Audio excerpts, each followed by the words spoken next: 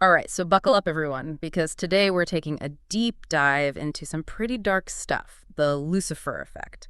The idea that good people, people like you and me, can be transformed to do some truly evil things. Yeah, it's a scary thought, isn't it? But it's real. And it's something that Philip Zimbardo, the author of The Lucifer Effect, understanding how good people turn evil, really wanted to understand. That's right, and his book is kind of our roadmap for this deep dive as we explore things like the Stanford Prison Experiment. Oh man, the SPE. I know, right? You can't talk about this stuff without going there. It just shows you how powerful these situational forces really are. Like, it makes you wonder, if you're put in the wrong situation, could you resist becoming, well, evil? It's a tough question to ask yourself. But maybe by understanding how situations can impact us, we can learn to recognize those forces and maybe even resist them. Okay, so let's get into it. The Stanford Prison Experiment, it all went down in the basement of Jordan Hall at Stanford, right? That's right. They basically built a fake prison in that basement. Recruited 24 college students, all completely normal, average guys, no history of mental illness or anything like that. They really screened those guys carefully, didn't they? Super carefully. They didn't want any pre-existing conditions to mess with the results. But here's the crazy part. Even with all that screening, things went off the rails pretty quickly. Yeah, I mean, that's what's so disturbing about this whole thing. These were just regular college students. And then... Yeah, and then within days, the guards, the students randomly assigned as guards, they started acting like, well, like real prison guards. They came up with all these harsh rules, made the prisoners do humiliating things. Like cleaning toilets with their bare hands. Yeah, exactly. And sleep deprivation, all that stuff. I always think of those photos from the experiment, the prisoners with their numbers, no names, just numbers. It feels like Zimbardo really wanted to take away their individuality. Oh, absolutely. That was the point. Yeah. The numbers, the uniforms, it all created this sense of de-individuation. The prisoners lose their identity. They feel powerless. Makes it easier for the guards to see them as less than human, It's just wild how quickly everyone adopted those roles, almost like they forgot it was all fake. It's the power of the situation, right? Yeah. But it wasn't just about the prisoners being stripped of their individuality. Those guards, they transformed too. Those uniforms, the batons, the mirrored sunglasses, all those symbols of authority, they just amplified their sense of power. Yeah, they really got into character, didn't they? Totally. I mean, put yourself in their shoes for a second. Yeah. You're told you're in charge, you've got the tools to enforce the rules, and everyone's treating you like you have all the power. It's not hard to imagine how you might start acting in ways you never thought possible. It does make you wonder, though, were there certain personality traits, like were some of those guards just more predisposed to becoming abusive? Well, that's a question researchers have been wrestling with for years. The situation obviously played a huge role, but some studies suggest that people who score high in things like authoritarianism or social dominance, they might be more vulnerable to these influences. So it's more complicated than just blaming it all on the situation. Way more complicated. It's like a recipe with multiple ingredients, right? You've got the individual, their personality, then you've got the situation, all the external pressures. Mix them together, and boom, you get behavior that can be really hard to predict. And to think, the experiment was supposed to go on for 2 weeks, but it was shut down after just 6 days. 6 days. And you know who stepped in and said, hey, this has gone too far? Zimbardo's girlfriend, Christina Maslach. She saw what was happening and forced him to confront the ethical nightmare unfolding in that basement. Wow, even Zimbardo himself got caught up in it. Yeah, he later admitted that he'd gotten so deep into his role as prison superintendent that he lost sight of the ethical boundaries. It's a pretty stark reminder that even the people studying this stuff, they're not immune to it. It really is mind-blowing. Before we move on to some of the other research on social influence, what are your initial thoughts on all of this? Ever found yourself in a situation where you had to question your own potential for, well, conformity or even obedience? Yeah, it makes you think, doesn't it? About how easy it is to fall into those roles. Yeah. And like the SBU is just one example, right? There's a whole mountain of research out there on how our behavior is shaped by things outside of ourselves. Exactly. I mean, it was a powerful experiment, but definitely not the only one. You know about de-individuation, right? It's this idea that when we kind of lose track of our own individual identity, especially when we're part of a group, we can kind of get swept away, Yeah. We do things we'd never dream of doing if we were alone. So like our sense of responsibility gets all fuzzy because we feel anonymous. That's the gist of it. It happens all the time, too. Big crowds, sporting events, concerts.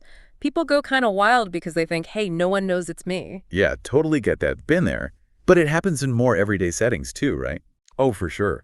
There was this study with kids on Halloween.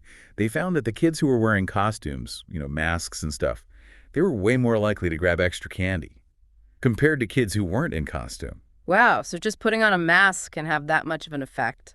It's all about those subtle cues, right? They shift how self-aware we are.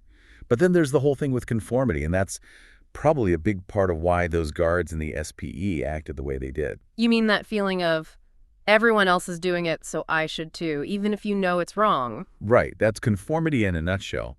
Think about Solomon Asch. He did this study where he had people look at lines. Pretty simple, just match the lines that were the same length, but he put actors in the group to give the wrong answers on purpose. I bet people started second-guessing themselves big time. And how? Tons of the people went along with the wrong answer, even though it was so obviously wrong. No one wants to stand out or look dumb, right? Now put yourself in those guard shoes. If everyone else is being abusive, it's got to be tough to say, hey, this is wrong. Wow, so even when it seems obvious, that pressure can really mess with your head. Oh, absolutely. And it's not just about our friends or whatever, it's authority figures too. Ah, yes. Stanley Milgram, right, those electric shock experiments. That one always freaks me out. It's definitely intense. Oh.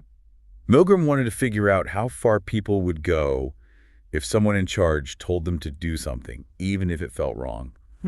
So he set up this experiment where people thought they were helping with a study on memory and learning, but they were actually delivering electric shocks to another person.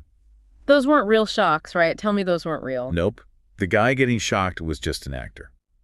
But the participants, they thought it was for real. They even heard the guy yelling in pain. That's just wild. You'd think people would refuse, right? Well, get this. Most of them kept going and delivering the shocks just because the guy running the experiment, the authority figure, told them to. It's like a horror movie. But it actually happened? It makes you think, what would I have done? Would I have had the guts to say no? We all wonder that. Milgram's study showed just how powerful authority can be, how we're raised to listen to people in charge. And it's not just blind obedience either. It's about how we view authority, how we're taught to respect certain roles in people. Right. It's easy to think, oh, that was just a lab experiment, but this stuff is happening all the time in the real world. Bosses, teachers, cops, those power dynamics are everywhere. You got it. And when you combine that with the pressure to fit in, de-individuation, and whatever's going on in that specific situation, people can do some crazy stuff. So if we're all wired this way, are we doomed to make the same mistakes over and over? Is there any way to resist all these dark forces? That is the question, right? Are we all just walking around waiting to become, I don't know, mini Lucifers? Well, luckily, no. I mean, yeah, situations are super powerful, but we're not totally helpless. Zimbardo actually spent a lot of time trying to figure out how we can resist those negative pulls. Okay, I need to hear this. How do we fight back against becoming the bad guy? Well, first, you got to know what you're up against. We need to realize that this stuff is real and that it can happen to anyone. It's about understanding that even the best person in the world can be swayed by the wrong situation. So basically, don't be so naive, right? Like, admit that we're not above it all. Yep. And pay attention to the situation you're in. Like, ask yourself, am I feeling pressure to conform? Is someone in charge trying to get me to do something I'm not comfortable with? Am I losing myself in this group? So hit the pause button before just blindly going along with everyone else. Exactly. Then there's this thing called time perspective.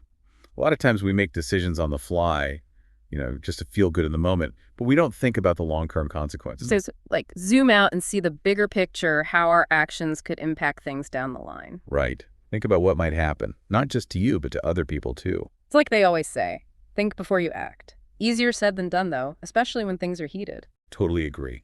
And that's where individuality comes in.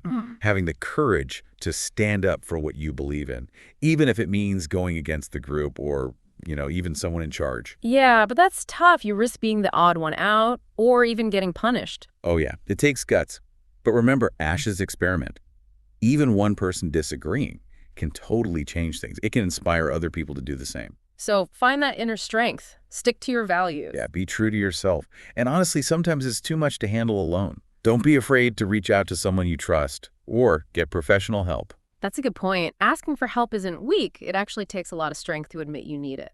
Zimbardo talks about building a heroic imagination, picturing yourself being brave in a tough situation and using that to guide what you actually do. So basically, train our brains to resist the bad stuff and become the heroes of our own stories. Yes, we all have good and bad in us, but we get to choose which side wins out. Well, I gotta say, all this is making me feel a little more hopeful. Like we actually have a say in how things turn out. That's the thing, right? The Lucifer Effect shows us how fragile we are, but it also shows us that we have the power to choose. If we understand these forces, learn to resist them, and build that heroic imagination, we can actually make a difference. It all starts with being aware, being brave, and believing we can be better. Wow, that's some powerful stuff. We hope you've enjoyed this deep dive, and maybe it's even given you some ideas about how to tap into your own heroic potential.